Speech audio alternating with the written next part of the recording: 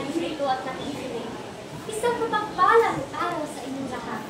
Ako nga pala si Monica C. Enriquez, buong tapang nakatayo sa inyong harapan.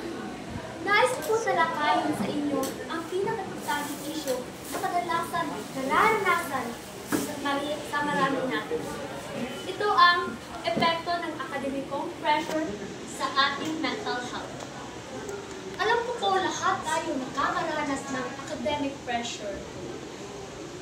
Iba't ibang pressure, di ba?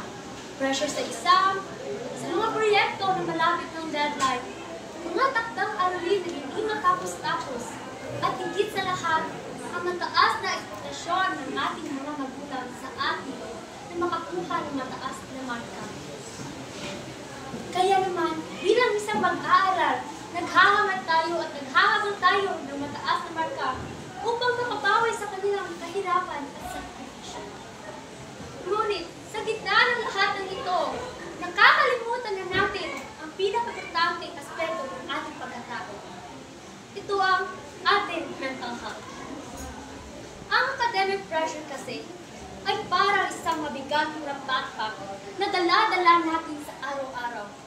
Sa umpisa, parang magaan lang at kaya pa natin. Ngunit habang tumatagal, nadaragdagan nito ang bigat na unti-unting naaapektuhan ang ating kaisipan at damdamin.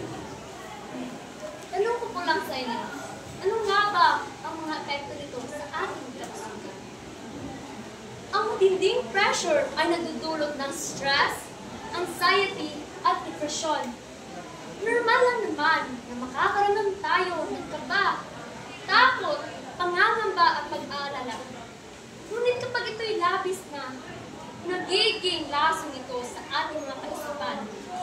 Ang simpleng pagtulog ay nagiging luho na lamang dahil sa rami ng takdang aralin na kailangan tapusin at ipasa. Ito'y nagbibigay ng bigat sa ating mga balikat. Ika nga ng mga kaklase ko, gusto ko na lang maging hotdog. Ang iba naman, kailan kayo matatapos ang kalbaring ito? Ang hirap, nakakapagod na. Ngunit, isa-isip natin palagi na hindi tayo nag-iisa.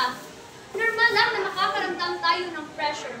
Ang importante, hindi tayo nagpapadala, hindi tayo nagpapa-apekto, at higit sa lahat, hindi tayo nagpapadala sa ating mga takot. Tandaan po natin palagi na ang ating pagkatao ay higit pa sa ating mga marka. Alagaan ang mga sarili at huwag kalimutang maging masaya at matatag tungo sa paglalakbay bilang isang mag-aaral. At iyon lang po, maraming salamat.